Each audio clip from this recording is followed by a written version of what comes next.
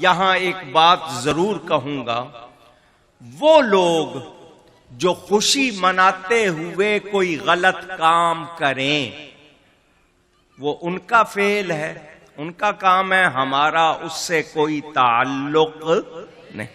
ہمارا تعلق جائز کاموں سے ہے، شرعی طور پر حلال کاموں سے ہے۔ جس کو شریعت و سنت نے منع نہیں کیا ہم صرف وہی کام درست قرار دیتے ہیں، اور جس کو شریعت و سنت نے منع کر دیا، اب اگر کوئی بھنگڑا ڈال رہا ہے، کوئی میوزک بجا رہا ہے، کوئی غلط کام کر رہا ہے، ہم ہرگز اس کے لیے راضی نہیں، ہم اس پر بالکل بھی خاموش نہیں رہتے، اس کو منع کرتے ہیں۔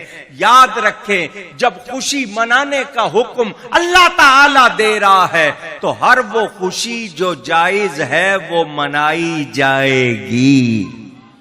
کس کے حکم سے؟ اللہ کے حکم سے۔ اللہ فرما رہا ہے